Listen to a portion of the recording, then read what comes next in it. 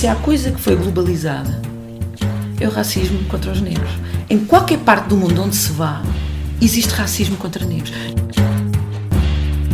Quando nós temos uma política como Programa Especial de Realojamento que decide colocar e concentrar pessoas que, claro, que vão ser em grande maioria negras, mas também ciganas, em contextos segregados, longe do centro da cidade, longe de tudo o que são recursos da cidade, não é? E oportunidades que estão na cidade, e depois são criadas escolas que vão servir especialmente esses contextos.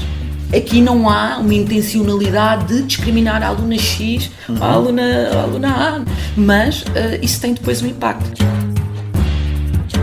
Como é que toda a cadeia de comando, o INEM, a forma como foi noticiado nos jornais, toda a gente naturalizou a ideia de que um grupo de 6 jovens pode, desarmado, pode ter a ideia de ir invadir uma esquadra.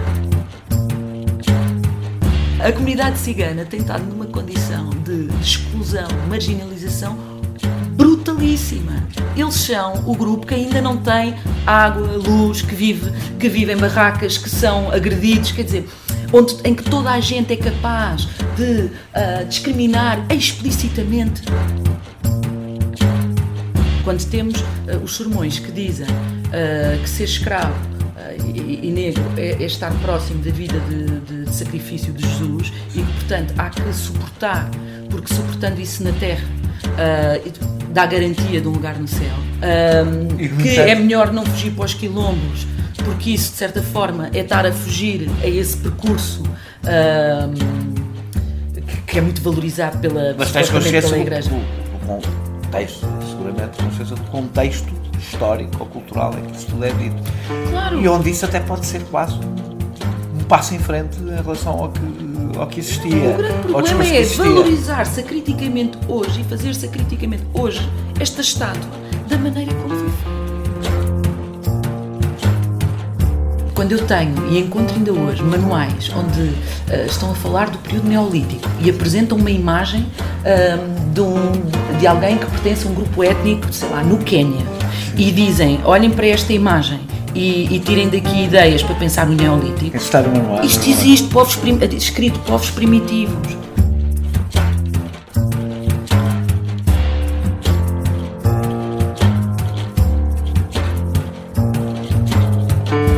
É mais do que uma entrevista, é menos do que um debate.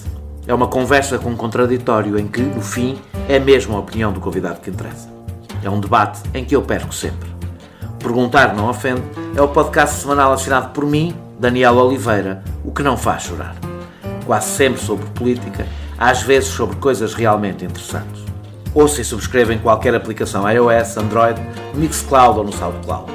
Vá a patreon.com/perguntar não ofende, conheça as vantagens de ser patrono e apoie financeiramente a produção deste projeto independente.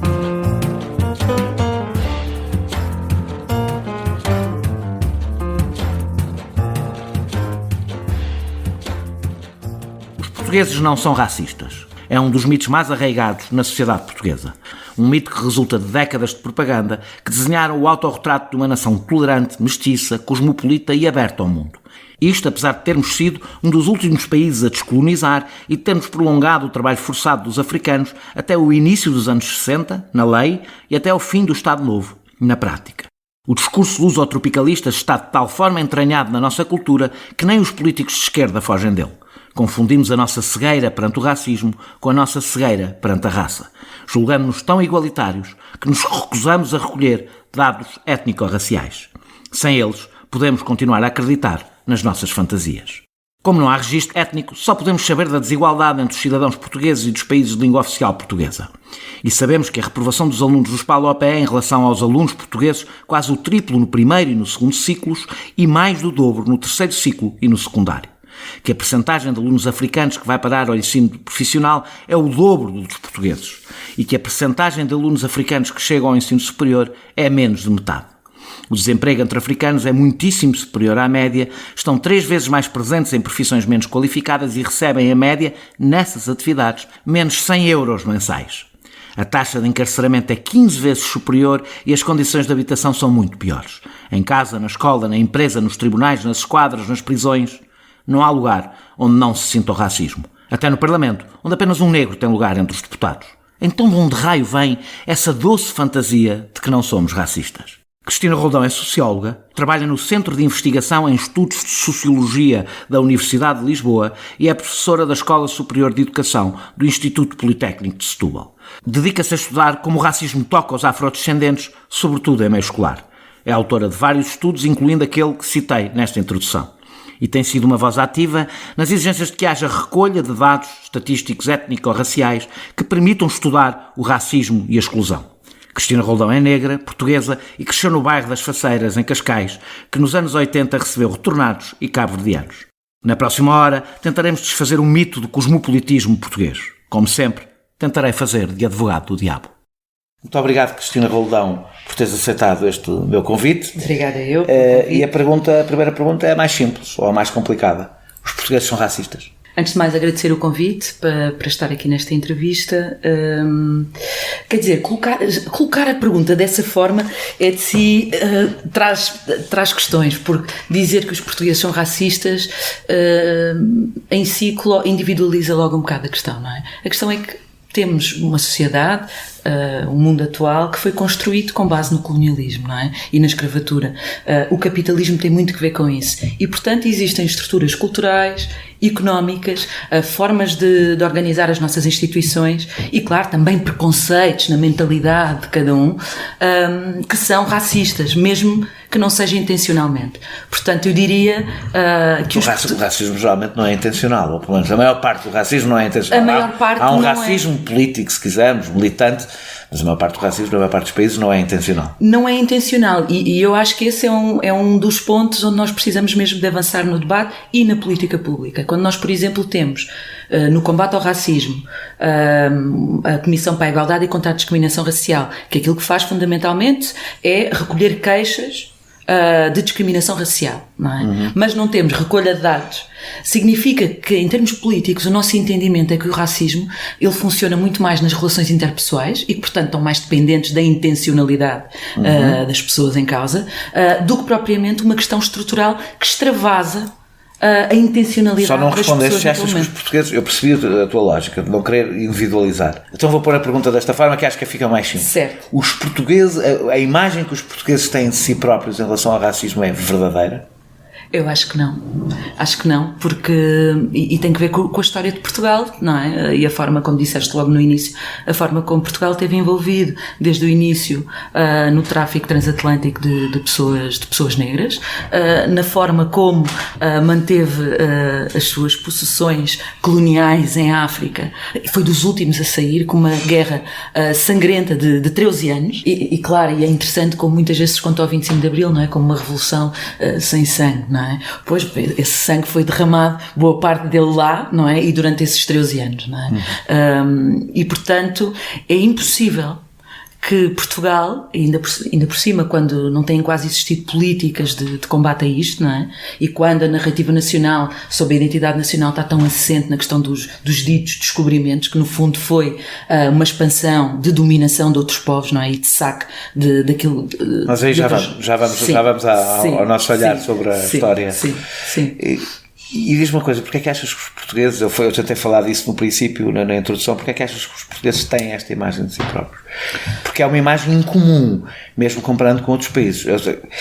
Eu acho que todos os povos, praticamente todos os povos, acham que não são racistas. Os portugueses não acham que não são racistas, acham que são excepcionais desse ponto de vista. Sim. Ou seja, há uma excepcionalidade, já havia uma imagem de excepcionalidade do colonialismo português, autoconstruída, e essa excepcionalidade prolongou-se para depois do colonialismo, para nós somos excepcionalmente não racistas.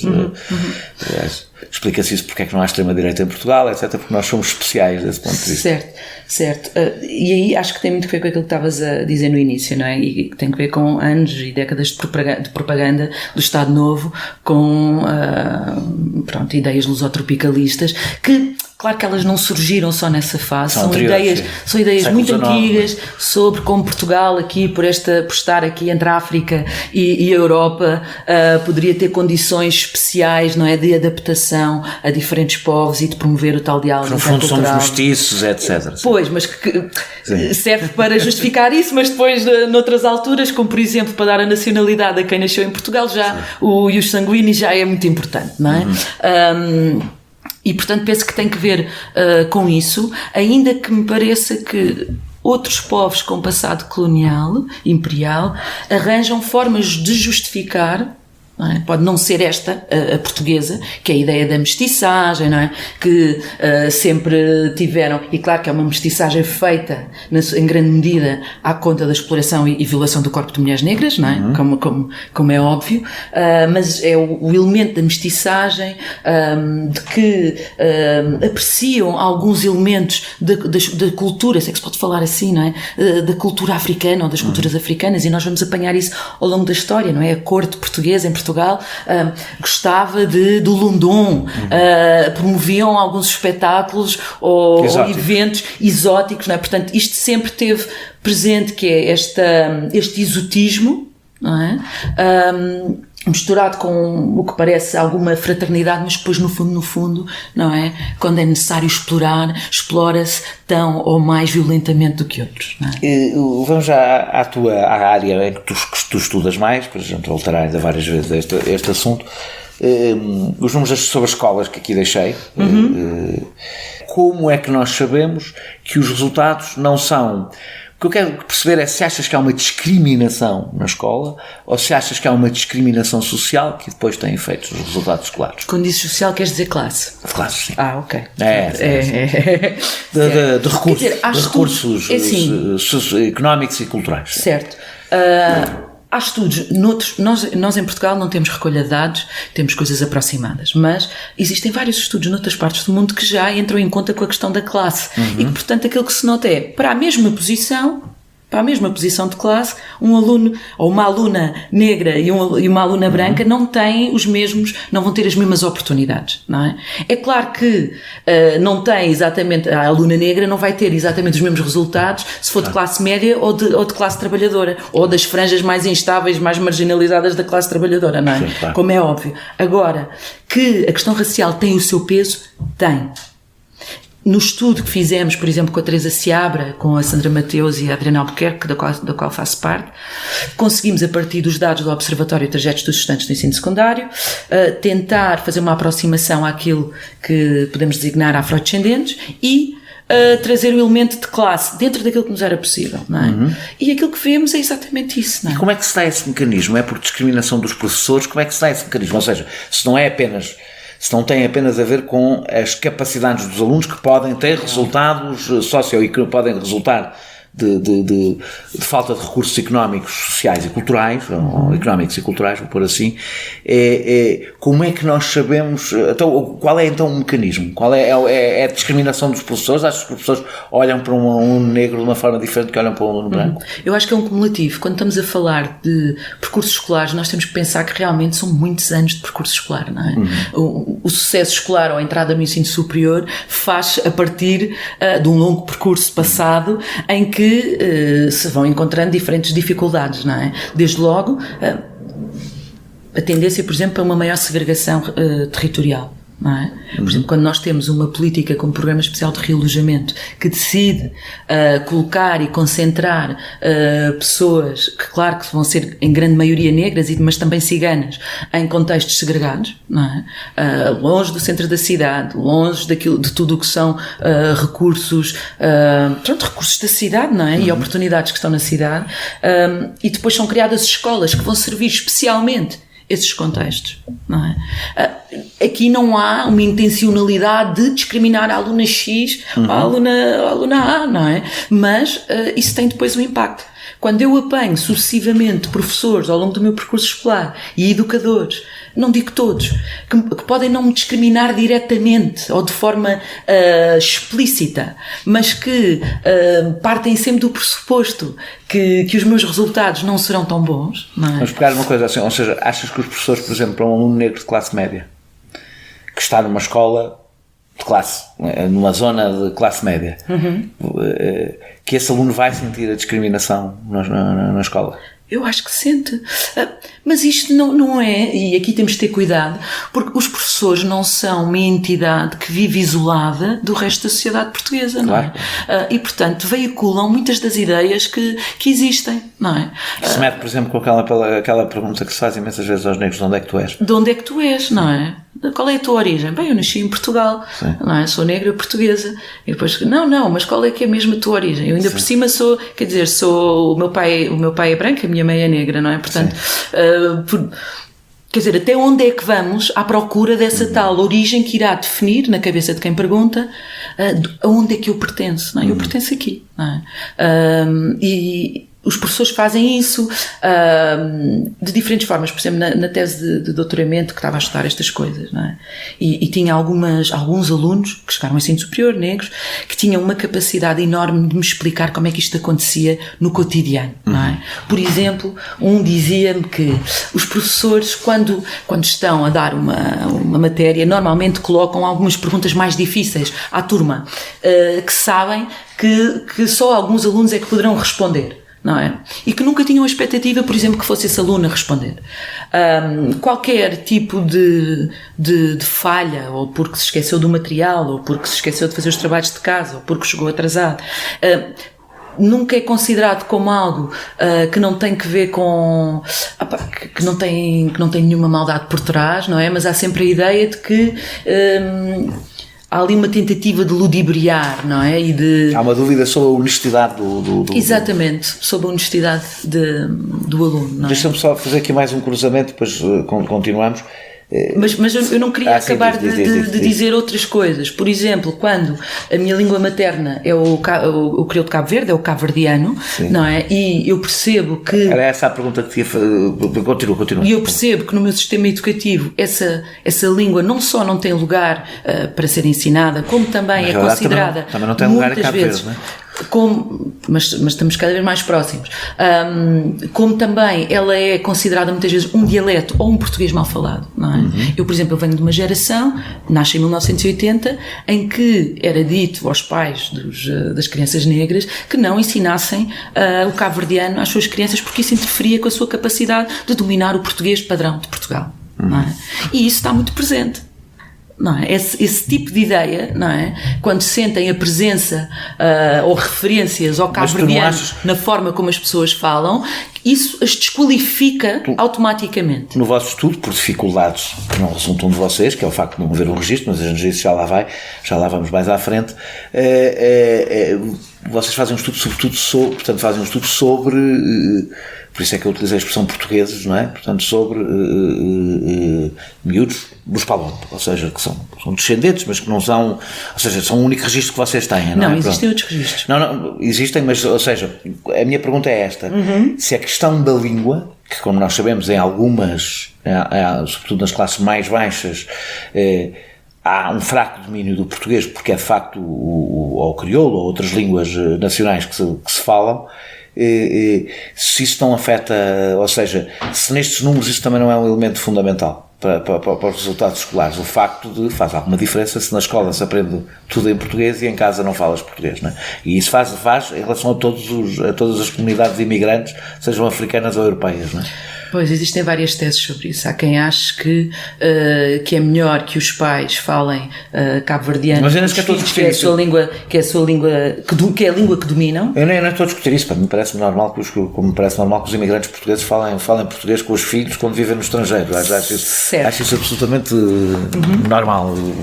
Até acho bom que os miúdos saibam falar várias línguas. A questão, a minha pergunta é essa: se isso não afeta aqui os resultados, o facto de haver miúdos que dominam mal o português, ou seja, se isto não cria aqui um desvio nos vossos resultados do que se tivessem, por exemplo, como universo do vosso estudo todas as crianças negras, por exemplo.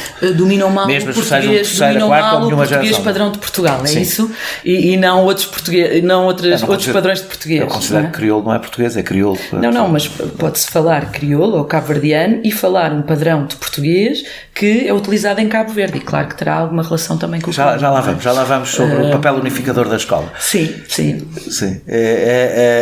Mas ou seja, a minha única dúvida é se não há aqui se não pode ter havido é metodológico, é se não pode haver um desvio no vosso resultado pelo facto de serem miúdos ou filhos de imigrantes, ou eles próprios imigrantes, não nasceram em Portugal, se os resultados não seriam um pouco diferentes se vocês tivessem acesso a todo... Se pudéssemos entrar em linha de conta com a língua falada em casa. Poderá ter, mas quando estamos a falar, por exemplo, nas classes mais altas, pais mais escolarizados, não é? Portanto, fizeram boa parte do seu percurso escolar em português de Portugal, não é? É difícil, quando pensamos que estas crianças nasceram, muitas delas em Portugal, elas não vivem numa bolha só em casa, não é? Quando pensamos também que boa parte dos portugueses, eles próprios são de classe trabalhadora e eles próprios também não falam o português, ou escrevem o português da forma que se calhar a escola acharia, porque a escola está pensada para a classe média, não é? Escolarizada. Então eu não sei bem se essas diferenças são as mais importantes, não é? Ou se devemos pensar muito mais que é a escola que precisa de criar formas de se adaptar a esta diversidade, não é? Então vamos a isso. A escola que se tem que adaptar à diversidade sempre teve, e é improvável que deixe de ter, uma função unificadora e niveladora. Não exclusivamente do ponto de vista a todos os níveis. Aliás, a escola estou aqui a desenvolver esta tese, tu vais discordar, e que não é absoluta, evidentemente, como todas as teses que queiram ter um mínimo de inteligência não podem ser absolutas, mas o processo de uma escola democrática tem sempre alguma função unificadora e niveladora.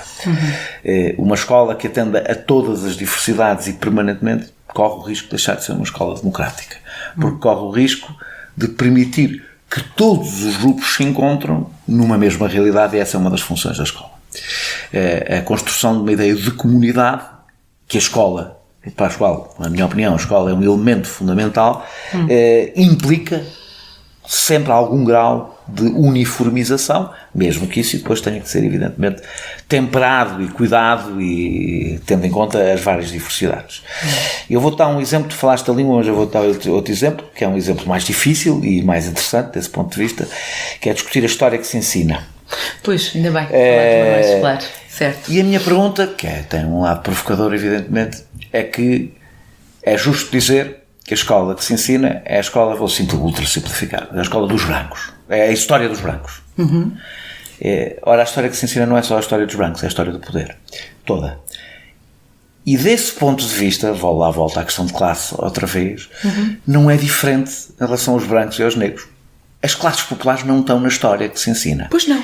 E as mulheres não estão na história. As mulheres não estão na escola.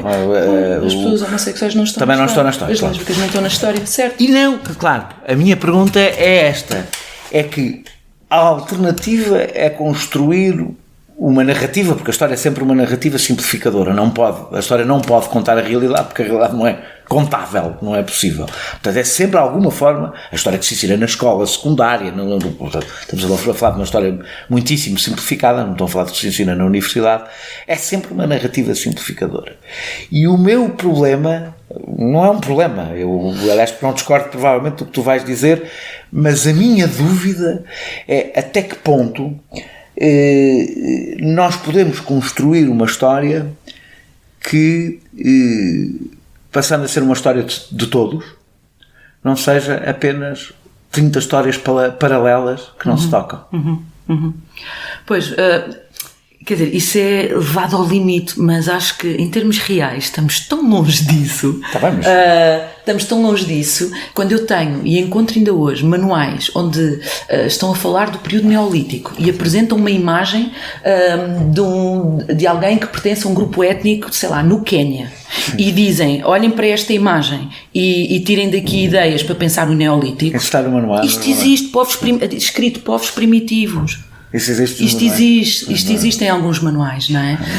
Nunca tinha visto. Portanto, quando ainda estamos aí, quer dizer... Mas então mas também, mas podemos passar ao ponto de vista do debate, mas há coisas que me parece que são óbvias e pronto. Sim. O exemplo que tu dás é óbvio, acho que nem merece. Há coisas que merecem. Há coisas como se fala. Há coisas que merecem denúncia, há coisas que merecem denúncia, há coisas que merecem. Mas há outras que são mais difíceis, não é? Sim. Por exemplo, quando se quer falar sobre, e claro, quando nós olhamos, por exemplo, para a lei de bases e diz que a escola também tem um papel na consolidação de uma certa identidade nacional. Não é? E tem. E isto está escrito, não é? Eu concordo que deve ser. Certo. A identidade nacional não pode não ser para mim o mesmo que é para as pessoas que escreverem isso, não faço ideia. Mas e depois se conta a história... Eu utilizei a expressão comunidade, que me parece mais simpática do que a expressão identidade nacional. Mas uma ideia de pertença. Eu acho que a escola também serve para isso. Mas eu acho que o que se quer aí dizer não é uma ideia de pertença, é a ideia de Estado, não é? Também é importante. De Estado, sem Estado não há democracia. Certo, mas depois, quer dizer, começa-se a contar a história da invasão e da exploração da África e da América como se fosse algo positivo, não é? Como as descobertas, os portugueses descobriram, e isto, quer dizer, está impregnado por todo lado, não é? Praticamente todos os países europeus, não é Portugal. Certo, mas estamos a falar, de Portugal, não é? Onde, por exemplo, até se tem dificuldade de fazer na discussão sobre o museu, não é? Nós temos ainda narrativas que surgem dizendo, não, quer dizer, descobrimos-nos uns aos outros. Quer dizer, isso é só sonsice, pronto. Mas descobrimos, mas havia uns que estavam agrilhoados, tinham menos oportunidade de nos conhecer tão bem. Claro. Ou tiveram que conhecer à força, sim. Não é? Mas nós temos, por exemplo, alguns países que construíram a sua identidade, mesmo até se calhar exagerando e sendo demasiado benevolentes consigo próprios. Por exemplo, o Canadá constrói a sua identidade em torno de uma ideia de cosmopolita e de pertenças várias. É possível construir uma história unificadora que inclua. Não é a mesma coisa que cada um aprender a sua história. Essa é a minha dúvida. Aliás, muitas vezes em muitas coisas tem a ver com este tema. Existe, quer dizer, isso... Ou seja, eu não acho que um aluno... Há quem fale sobre o multiperspectivismo, não é? Sim. Que é, falar-se de um evento histórico e tentar contá-lo ou pensá-lo a partir dos olhares dos diferentes grupos que estavam em presença, não é? E conseguir fazer isso. Mas claro, será que os professores, os manuais, a maneira como isto está organizado, dá um efetivo espaço para se fazer isso? De forma crítica, ou vamos dar ao que estavas a dizer, que é, não sei quantas narrativas paralelas que depois não se cruzam e, portanto, fica um conhecimento que é um conhecimento morto e acrítico. Então vou para um tema ainda mais difícil, que antes de sairmos da educação, já vamos sair, o que é que tu achaste? Aliás, tenho ideia que apoiaste, mas não tenho a certeza, da manifestação a manifestação na estátua do Padre António Vieira. Não sei se apoiaste, não tenho ideia, mas... Claro que apoiei. Não há um olhar um pouco anacrónico sobre a história? Ou seja, eu acho que de quem fez a estátua? Não, acho que a estátua, a imagem da estátua não é a mais feliz, mas a discussão não é. A minha discussão, pelo menos, não é essa. Nós olhamos, não nos passa pela cabeça, quando falamos de várias das figuras históricas ao longo da história, tiveste feministas que provavelmente tinham escravos, tiveste seguramente anti-esclavagistas que eram profundamente machistas, tiveste... Ou seja, o que eu quero perguntar com isto é, tu olhas para as figuras, tens que olhar para as figuras da história olhando para elas no momento histórico em que elas existiram, e o Padre António Vieira não era o primeiro exemplo que eu me lembraria de símbolo do esclavagismo e da opressão. Eu acho que o choque de muitas pessoas, incluindo pessoas que seguramente foi a escolha do Padre António Vieira, que não era o caso que nos ocorreria como... Pois, mas acho que aí há um risco de... Quer dizer, tendo em conta que há estátuas do Vasco da Gama e de coisas um bocadinho mais... Certo, mas esta estátua foi feita agora. Sim. Num momento em que temos todo este debate a correr. Mas tu não achas que o Padre António Vieira é uma figura admirável do ponto de vista... Quer dizer, eu acho que eu não consigo estar na mesma posição que tu, a olhar para ele, porque eu quando leio alguns dos sermões que ele faz, mas aqui há alguém que é negro e outro que é branco, e portanto eu quando imagino esse período histórico, eu não imagino estar na posição onde tu estavas, não é? Aquilo que é quando lemos os sermões aos negros da Bahia... Tu não sabes as mesmas origens, mas eu não estaria seguramente no mesmo lugar que o Padre António Vieira. Certo, mas quando olhamos para, que são sermões que nunca são falados cá, não é? No Brasil discute-se muito mais isto porque tem um debate sobre esta questão mais desenvolvido. Quando temos os sermões que dizem que ser escravo e negro é estar próximo da vida de sacrifício de Jesus e que, portanto, há que suportar, porque suportando isso na terra dá garantia de um lugar no céu, não é?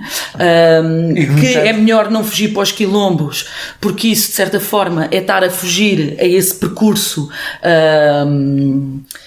que é muito valorizado pela Igreja. Do contexto, seguramente consciência do contexto histórico ou cultural em que isso tudo é dito. Claro. E onde isso até pode ser quase um passo em frente em relação ao que existia. Não, o grande problema é valorizar-se acriticamente hoje e fazer-se acriticamente hoje esta estátua da maneira como foi feita. A única coisa que me incomoda na estátua é a ideia dele a proteger os indígenas. Os indígenas feitos em ponto pequeno, sim, não é? Completamente submissos e disponíveis à conversão. Quer dizer, ele com a cruz na mão, muito maior e superior.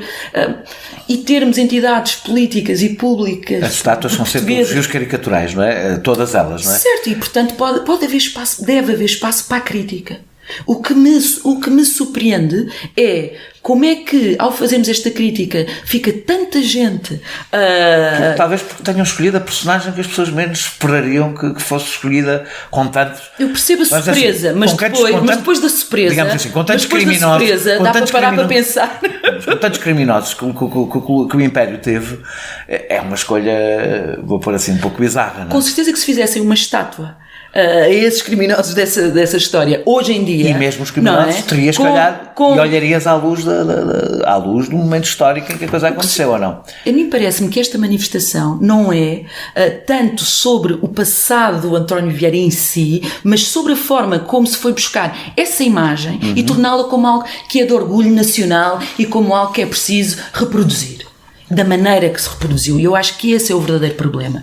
E o que me assusta a mim muito nisto é como é que, dentro deste debate sobre a estátua do Padre António Vieira e da manifestação, raramente é dito, especialmente dentro da esquerda, que essa manifestação foi totalmente cercada por grupos de extrema-direita, de várias filiações que se congregaram, não era uma filiação só, que se congregaram para fazer uma manif que de certa forma cercou os poucos que lá estavam. Eu não estava aqui a falar, obviamente, do acontecimento da manifestação, que é não só legítimo como... Não, mas porquê é que este grupo considera que a estátua do Padre António Vieira é assim tão importante? Eu, por acaso, acho um bocado esquisito que eles consideram, porque acho que também eles não conhecem bem o Padre António Vieira. Mas aquilo não foi...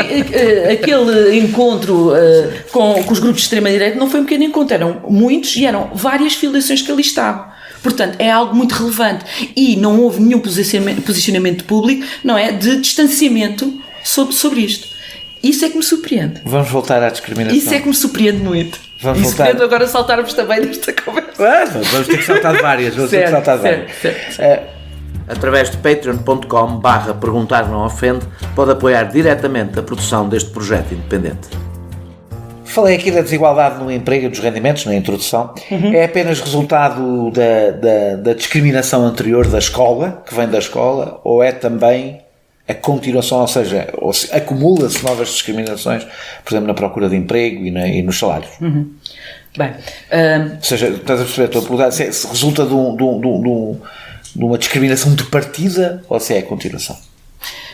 é a continuação de várias coisas, quer da questão escolar, não é? E das desigualdades que vamos encontrar na escola, que depois, claro, que se reproduzem na transição para o mercado de trabalho, é a reprodução também de uma relação colonial com a geração dos pais de muitas destas crianças ou com os ancestrais destes jovens que chegam à escola, e que faz com que boa parte destas famílias estejam nas franjas mais fragilizadas da classe trabalhadora em Portugal e que, portanto, não têm recursos económicos, não têm capital, têm fracos recursos escolares, o que depois leva a uma reprodução dessa posição nas gerações. Relação colonial. Portanto, tu achas que o nosso racismo tem uma base essencialmente colonial?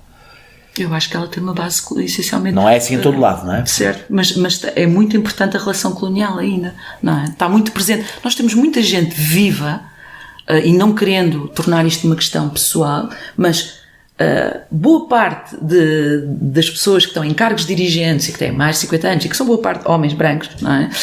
Foram educados durante o período colonial. Alguns com relações a cargos de poder durante esse período, não é? Hoje já muito menos, não é? Certo, mas isso ainda existe. Nós temos, final da década de 70, quando chega a Portugal cerca de 500 mil dos chamados retornados, não é? Essa população está presente, e os seus descendentes, eu não digo que todos sejam racistas intencionalmente, mas é um passado colonial que está presente, não é? E não o podemos escamotear, não é? Tu achas que a presença, a longa presença, e tem aliás bastante presença nos círculos de poder dos chamados retornados, das pessoas que vieram das ex-colónias, é um elemento central no que é o discurso sobre o discurso e as práticas em relação à comunidade negra? É mais um elemento. Achas que a média são mais racistas do que os outros portugueses? Eu como no início... Põe de outra maneira, achas que tem uma relação diferente com a comunidade negra? Eu não uso... Eu vou responder. Sim. Eu acho que é difícil ter-se um país menos racista quando boa parte das pessoas que estão no lugar de poder foram socializadas, cresceram e beneficiaram elas próprias e a sua família de relações coloniais. Olhando isto de um ponto de vista estrutural e sem pessoalizar. Sabes que é impossível, não é? É impossível, ou seja, é impossível falar deste assunto. É uma tentativa sempre frustrada, a ideia de que podemos falar do legado português e do colonialismo português sem pessoalizar, porque são histórias pessoais, não é? É exatamente como o racismo, certo. São sempre histórias pessoais, não é? Certo, mas quer dizer, nós conseguimos fazer isso nas relações de classe, por exemplo, nós conseguimos falar de capitalismo e claro, conseguimos pensar em biografias. É menos traumático.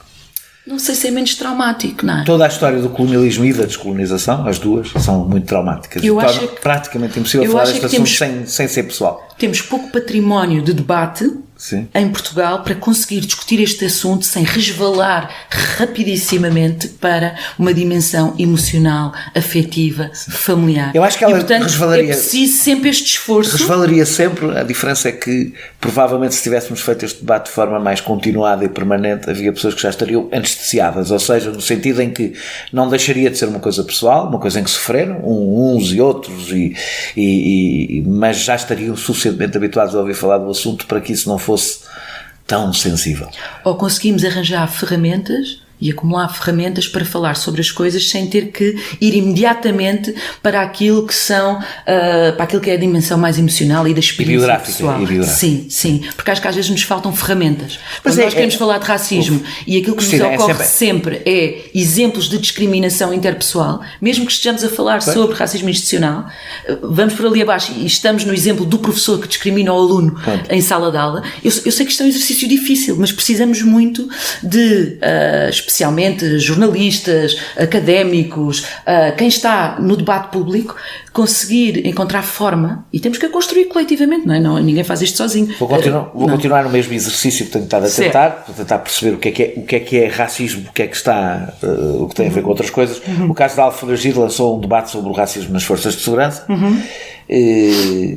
Achas que é racismo ou puro desprezo pelos direitos humanos? Ou seja, nós temos casos de violência policial que têm várias dimensões, e como tivemos agora as fotografias dos suspeitos algemados que demonstram um determinado tipo de comportamento pelo menos, eu não quero fazer generalizações aqui porque acho injustas, mas nas forças de segurança, tu achas que há um problema específico de racismo nas forças de segurança? Eu vou dizer, eu não costumo responder primeiro, mas eu acho que há, mas de qualquer das formas queria perceber. Mas a própria expressão que usaste, desprezo pelos direitos humanos, é mais uma vez estarmos... E é um bocadinho o que eu penso que estou aqui a fazer, não é? Que é tentar olhar para isto do ponto de vista institucional, não é? É dramático que tenha existido este tipo de agressão e de racismo e de violência policial sobre aqueles moradores do bairro da Cova da Moura, não é? Mas aquilo que ainda me preocupa mais é como é que toda a cadeia de comando, o INEM, a forma como foi noticiado nos jornais, toda a gente naturalizou a ideia de que um grupo de 6 jovens desarmado, pode ter a ideia de ir invadir uma esquadra. Sim. Não é? Isso é que é profundamente... Aliás, as primeiras notícias é profundamente racista. As primeiras notícias que diziam utilizavam logo a expressão gangue, porque como era um grupo de negros, era gangue. Como se eram jovens negros de um bairro, tudo se torna natural. Não é um gangue, potencialmente querem invadir, mesmo sem armas, são tão selvagens. Toda a gente, não é? Se tivesse entrado um grupo de brancos desarmado, ninguém teria passado, toda a gente acharia a história pelo menos estranha. Pelo menos inverossímil, não era? Claro. E isso é que é profundamente assustador. É assustador ir a algumas das audiências, e tentei ir a algumas, e quer dizer, quem está a ser acusado são os polícias neste momento. As sessões, normalmente, conseguia só vir 3, 4 polícias numa sessão. Quando chegamos às vítimas, é mais do que uma sessão, é uma sessão completa só para uma vítima, ou até 2 sessões. Portanto, a vítima é que tem que provar que foi agredida e que não está, e está sempre sob vigilância porque pode estar a mentir. Não é? Quando se diz, por exemplo, e é várias vezes invocado por advogados... Deixa-me dizer uma coisa. Isso é comum quando estamos a falar de vítimas de violência policial, mesmo que sejam brancos, não é? Que é uma maior confiança nos polícias do que... Eu não, quando falo sobre estas coisas, eu não as parto em pequenos elementos. Sim. Eu olho para isto como um conjunto, não é? Portanto, uma intervenção musculada, que é uma forma simpática de dizer isto, num bairro, não é? Em que se encosta às pessoas, portanto, os direitos destas pessoas de não serem incomodadas pela polícia sem que haja suspeita. Uma coisa que não se faria neste bairro. É tido como algo natural. Porque não é? Negros a serem encostados à parede é algo que está no imaginário de toda a gente como algo natural, não é? Porque são corpos que podem ser alvo deste tipo de violência, não é? Todos vivermos normalmente com isto. Depois surge a tese da tentativa de invasão de esquadra. Também é considerado que, pronto, é algo natural. Chegamos a tribunal e encontramos este tipo de questão, não é? As vítimas muito mais escrutinadas. E até outras coisas, que é irem buscar, e aqui do lado dos advogados de defesa, da polícia, tentar ir buscar músicas, porque algumas das pessoas que foram agredidas são artistas, são músicos, são MCs de hip-hop, e tentar ir buscar músicas destas pessoas que são, claro, contra o sistema capitalista, contra o sistema, ou pelo menos criticando-o profundamente, como uma prova de que estas pessoas têm sentimentos contra a polícia e que, portanto, isso legitima a tese de que poderão querer invadir uma esquadra. Armados 6. Deixa-me andar para a frente. Vai para a frente, mas tem a ver com isto. Nas campanhas em Portugal contra a violência policial sobre negros, eu vi uns cartazes a dizer que as vidas negras contam. Importam. Não há aqui alguma mimetização dos movimentos afro-americanos para uma realidade muito diferente? Porque a realidade é muito diferente. A realidade é muito diferente. Isto vai levar para o outro lado, que não é a violência policial que tem a ver com... Mas há elementos que são muito parecidos. E eu acho que isto é algo que é muito importante também de ser dito. Se há coisa que foi globalizada, é o racismo contra os negros, não é? Porque em qualquer parte do mundo onde se vá, não é? Existe racismo contra negros. Eu acho que não há nenhum lugar no mundo onde se vá em que isso não exista. Foi algo que se conseguiu realmente globalizar. E é importante que isso seja reconhecido. Portanto, a violência policial sobre pessoas negras existe nos Estados Unidos, existe no Brasil, existe em Portugal, existe em França. Mas há um mimetismo, quando eu estou a falar de mimetismo, que vem das vidas negras, vem da utilização da expressão afrodescendente, que depois agora aqui, se quiseres responder,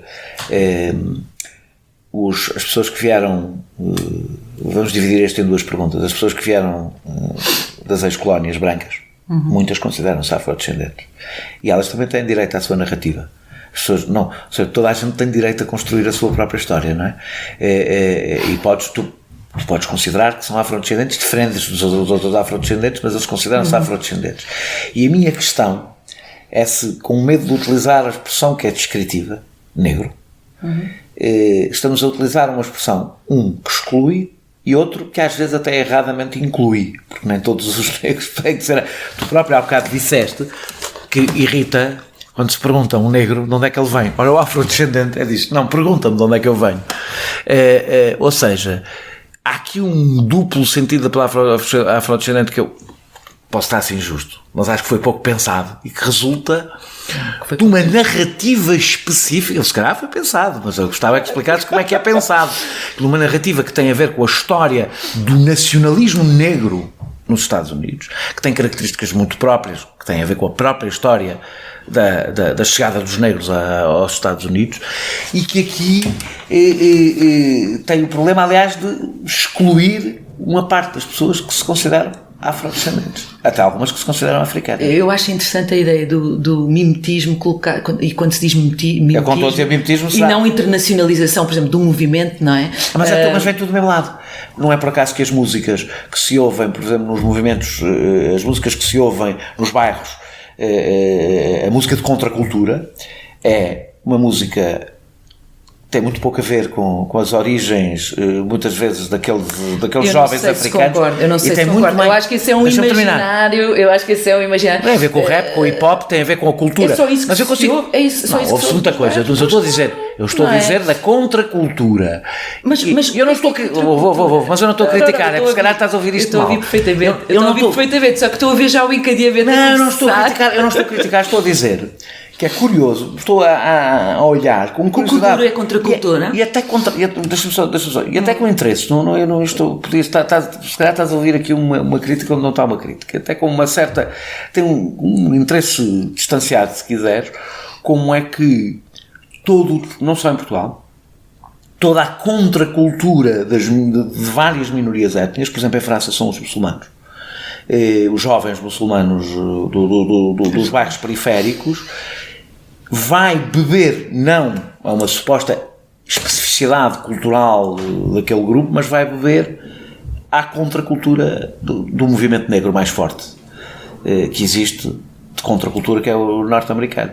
Se não achas que isto é verdade, isso depois não tem... Eu acho que há elementos que sim, mas, por exemplo, se vamos pensar, e acho que essa maneira de colocar a questão, chamando-lhe mimetismo e não internacionalização, por exemplo, acho a internacionalização tem duas vias, isto só tem uma. Não, porque depois há apropriações específicas. Por exemplo, o hip-hop em Portugal tem uma corrente que é o hip-hop em cabo-verdiano, em crioulo de Cabo Verde, não é? E que fala sobre a realidade dos bairros em Portugal e que se consegue conectar com o hip-hop, por exemplo, em Cabo Verde. Quando nós temos, por exemplo, o Cola São João, ou temos o Batuque, e temos vários grupos de Batuque, a maior parte constituído por mulheres que estão no setor das limpezas, que estão nas franjas mais precárias do mercado de trabalho e que se juntam para tocar e para preservar as suas raízes, não é? E uma certa identidade cultural e poder passá-la para as próximas gerações. Isto não é contra-cultura? Num ambiente onde se quer profundamente assimilar estas comunidades. É uma contra-cultura com alguma assimilação. Pois, não é assimilação para a cultura dominante cá. É que se fala, vai-se sempre buscar o exemplo do hip-hop, que é muito importante. E eu acho o exemplo do hip-hop interessantíssimo. Interessantíssimo, não é? Claro, mas depois ele serve para dizer isto. A melhor música que eu ouvi contra a vitória do Bolsonaro é hip-hop cantado por negros brasileiros. É melhor num sentido mais densa e interessante. O Kuduro que apareceu e outra música de dança que é feita na periferia de Lisboa, ela não é de contracultura, quando traz determinado tipo de movimentos e determinado tipo de ritmos que até então eram difíceis de ser feitos e de repente temos as pessoas a dançar dessa forma e a aceitar esse tipo de movimento ou esse tipo de ritmo, eu acho que também são formas de contracultura. Mas, indo à questão, será que é uma forma de mimetismo e porquê que se chamam... Eu peguei noutros exemplos, como As Vidas Negras Importam, que é uma tradução do Black Lives Matter. Mas aí é o reconhecimento, e penso, quer dizer, que isso é bom, não é? Que sejamos capazes de reconhecer que o racismo contra pessoas negras é global, onde quer que se esteja. E, por exemplo, em Portugal, onde há uma certa política colorblind, esta ideia de que nós não vemos cores, hoje em dia conseguiu-se ganhar espaço de debate, mas claro que isto pode sempre regredir, não é? Sim, e é espaço de debate para a elite. Sim, é? Sim. Mas a ideia de que não se fala sobre racismo, porque se falarmos sobre racismo estamos a aumentá-lo, não é? Não vamos usar designações étnico-raciais porque isso também aumenta o racismo. Há uma certa pressão para que não sejamos capazes de analisar e de observar como é que o racismo opera quando ele é tão, eu não gosto de usar a palavra subtil, não é?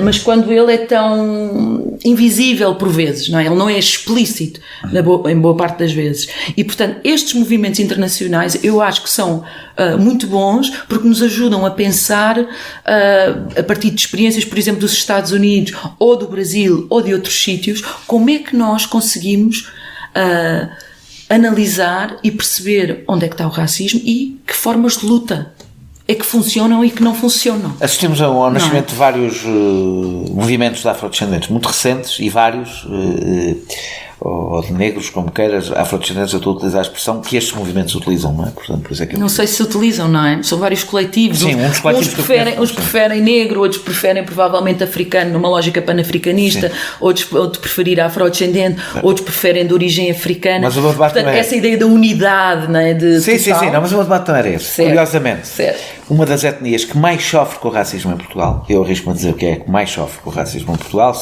é difícil fazer um ranking, mas eu acho que provavelmente não tem a mesma capacidade de acesso aos mídias e ao associativismo que são os ciganos. Apesar de terem associações há muito tempo, mas não têm muito acesso, não são um ator. Estão num momento alto. Neste momento, o ativismo cigano, que eu digo, não tem a capacidade que a comunidade negra tem de chegar aos mídias, à academia, e a minha pergunta é se também na luta contra o racismo há uma hierarquia de poder, onde os ciganos que são os que estão mais excluídos... É estarmos a discutir, quer dizer, quem está na base, não é? Quem é que fica um bocadinho mais por cima ou mais para baixo. A grande pergunta isto não é um pormenor, é porque nós podemos... Como é que conseguimos fazer alianças, não é? Entre movimentos que têm uma capacidade de penetração e de intervenção distinta e que também têm histórias distintas. A minha pergunta é porque é que têm. É que eu acho que tem por várias razões. Eu acho que há um racismo. Tem que ver com o racismo. Eu vou dizer uma coisa, eu acho que o racismo, enquanto o racismo contra os negros é um racismo muito presente e muito forte, o racismo contra os ciganos é generalizado quase sem exceções. Explícito. A comunidade cigana tem estado numa condição de exclusão, marginalização brutalíssima. Eles são o grupo que ainda não tem água, luz, que vive em barracas, que são agredidos, quer dizer, em que toda a gente é capaz de discriminar explicitamente a comunidade cigana. Portanto, são séculos e séculos de opressão cultural, mas também de não permitir que este grupo consiga acumular um mínimo de força, quer na organização de instituições, quer do ponto de vista, quer dizer, também económico, não é? Porque é preciso que existam algumas classes médias para que se consiga entrar em determinado tipo de espaços e que, portanto, consigam fazê-lo. E eu acho que tem que ver com esse acumulado histórico de opressão e de marginalização da comunidade cigana. E por isso é que ainda não está, mas está cada vez mais, não é? E se calhar dizer comunidade cigana neste momento também é um grande erro, são comunidades ciganas, não é? Há vários setores. Os ciganos também têm outra questão que também é interessante, que é, por exemplo, se a comunidade negra, de certa maneira, é algo que é visível, não é? a questão do estigma, não é? O Merton e outros estudam, o Hugh Hoffman estudam estas coisas, não é? Que é a pertença a esta posição de ser negro, quer dizer, é algo que é visível, é algo que não é possível esconder, não é? Na maior parte dos casos. E, portanto, isso coloca determinado tipo de desafios dentro da estratégia política, não é? Quando há a possibilidade de poder passar por, e se nós pensarmos uma parte importante da comunidade cigana, que nós não sabemos quantos são, podem passar por brancos, não é? E esse elemento é importante também para perceber como é que as estratégias de luta depois funcionam, não é? Eu acho que esse é um elemento também importante. É importante pensar que uma parte da comunidade cigana está ligada também muito a igrejas evangélicas e que, portanto, estão a fazer a sua luta, se calhar, por outros caminhos que não são os caminhos que a comunidade negra está a fazer, não é? Mas neste momento vivem um período alto de surgimento de várias associações de posicionamento político, de mulheres ciganas a tomar conta do espaço público e daquilo que é e a pensar a estratégia política para as comunidades, como eu nunca vi. Claro que eu só nasci em 1980, portanto, acho que a comunidade cigana está a fazer o seu caminho. Um dos desafios é como é que os diferentes grupos, não é? O movimento negro e o movimento cigano podem se articular, podem se reforçar mutuamente sem perder cada um a sua especificidade e aquilo que querem fazer em termos de estratégia, não é? Vamos para a tua luta, são várias, mas esta é a tua luta académica, por causa da recolha de dados estatísticos. Sim. Você tens debatido muito por isso. Eu, aliás, mudei de posição, eu não era favorável. Não, mas devo dizer que não era favorável. Eu confesso que uma pessoa não tem tempo para pensar em tudo e não era favorável. E agora vou-te fazer algumas perguntas que têm a ver com boas razões para apesar de tudo ter alguma resistência prévia e depois perceber que no equilíbrio das coisas é preferível saber-se do que não saber. Sim. A primeira é se não receias um efeito perverso que seja utilizado como um instrumento de discriminação. Vou respondendo uma a uma ou acumulamos? Não acumulamos, mas acumulamos esta só. Nós pedimos aos jornais, por exemplo, para não referirem a etnia, não pedimos, está nos estatutos editoriais de vários jornais, quando há um assalto ou coisas do género, para não alimentar a discriminação. E queremos a etnia, queremos saber a etnia para denunciar a discriminação. E isto só é gerível no início. Depois, a partir de um determinado momento, os números serão utilizados para promover a discriminação. Se não tens algum receio do efeito perverso que isto possa ter. É claro que esse é um risco, não é? É um risco que existe, mas que podem ser tomados vários passos no sentido de tentar minimizar esses riscos, não é? Por um lado, e esta é a minha posição, do meu ponto de vista, só entidades públicas ou que tenham em vista a produção de política pública de combate às desigualdades é que devem fazer a recolha de dados, este tipo de recolha. Mas se tiver no censos, é público, não é? Não, mas quem trata os dados, sim, quer dizer, existe uma equipa, quer dizer, existe a recolha, depois existe uma equipa que trabalha esses dados. O acesso a dados é muito difícil de exigir, porque, por exemplo, se tiveres trabalhos académicos, tu não podes discriminar os trabalhos académicos conforme o resultado que a pessoa quer, o que é que a pessoa depois fará com os números, não é? Porque pode chegar a conclusões muito diferentes. Pois, mas não achas que isso é um bocadinho wishful thinking, pensar que é possível depois conter a utilização que será dada de dados que são públicos, não é? Públicos não é no sentido de serem públicos. Existem vários limites. Existem, neste momento, nós para podermos aceder, por exemplo, a dados do INE, nem toda a gente consegue aceder. Não é assim. Existem dados, claro, que estão acessíveis na net, mas são altamente agregados, não é? E nem todos estão disponíveis. Mas para poder aceder, por exemplo, a microdados, é preciso que se envie uma justificação, que se explique o projeto, qual é que é o objetivo. E eu acho que esse tipo de cuidado deve ser tido, como aliás se tem para a pergunta religião, que já lá está nos censos. Não é? Tu dás o exemplo da religião sempre, e aliás, tu falas de comparar o género e a idade, acho mais difícil fazer essa comparação porque são dados objetivos e indiscutíveis. Nós temos uma determinada idade, o do género não é hoje em dia tão indiscutível assim, mas é para a esmagadora maioria da população, a esmagadora maioria da população não é essa questão, não se levanta. A comparação com a religião parece-me mais feliz, porque é facultativa para já, tu dás ou não dás. E é o mesmo tipo de questão. Aliás, a questão religiosa até certo ponto é uma questão étnica. Sexual. E se o censo perguntasse a orientação sexual? Eu não consigo olhar para esta coisa da recolha como uma coisa que existe isolada. Eu estou só a tentar que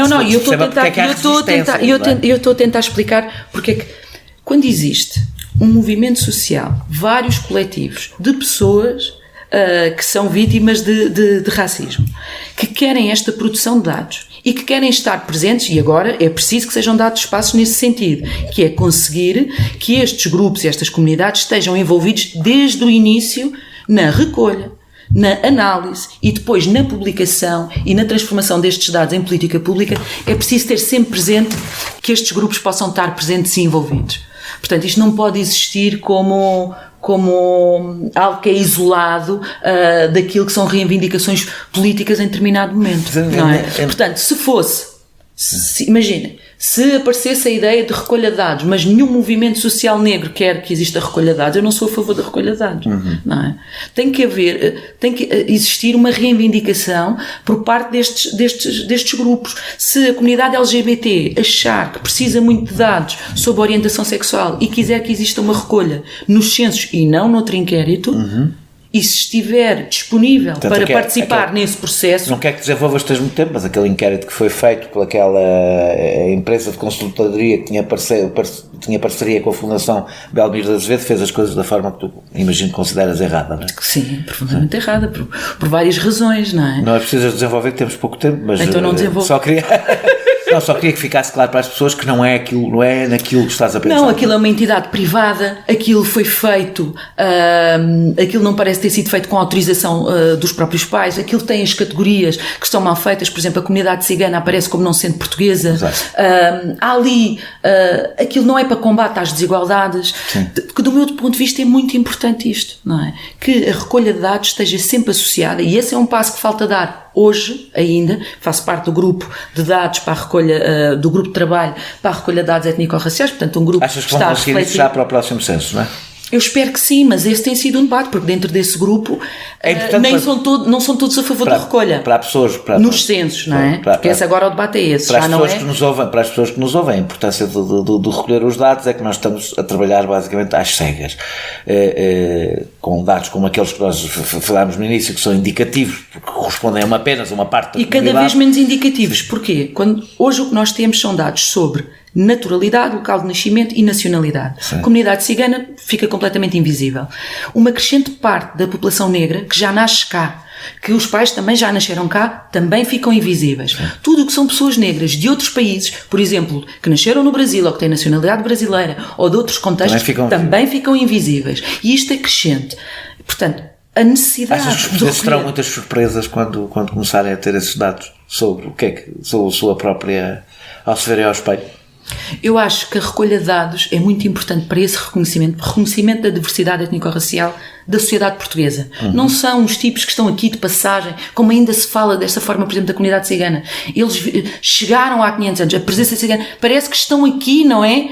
Há 500 anos. Não, eles são portugueses. Sim. Portugal também é cigano. A ideia de que chegaram há 500 anos é uma ideia extraordinária, tendo em conta que todos nós chegámos, a maior parte chegou há não mais tempo. Certo, não é? Há várias comunidades que chegaram bem depois disso. A necessidade de reconhecimento dessa diversidade. Por outro lado, esta questão, ao estar nos censos, é um reconhecimento de que o racismo é uma questão prioritária no campo das políticas públicas.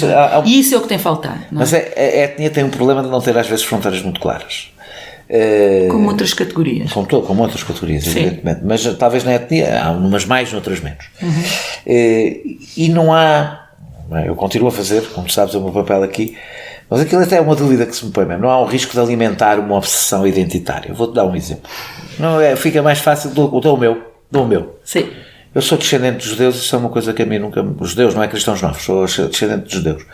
É uma coisa que não tem muito ou nenhum peso na minha identidade. Mas se eu me esforçar muito, começa a ter. Ou seja... Eu acho que consegues perceber o que eu estou a dizer, ou seja, nós somos o que somos e somos o que dizemos ser e somos, se insistimos muito em dizer, começamos a ser muito o que dizemos, não é? Se eu começar a pensar muito que sou descendente de judeus, descendente próximo de judeus, e se eu começar isso começar a ser um assunto fundamental na forma como eu olho para o meu passado, apesar disso não ter nenhuma relevância, de facto, no meu cotidiano e na forma como fui educado, isso torna-se um elemento identitário fundamental. Eu não estou a dizer se isto é bom ou se é mau, não é essa a discussão. Há o risco de isso se tornar uma obsessão identitária, que é uma coisa que eu devo dizer, que já ouviste outros podcasts, que me preocupa.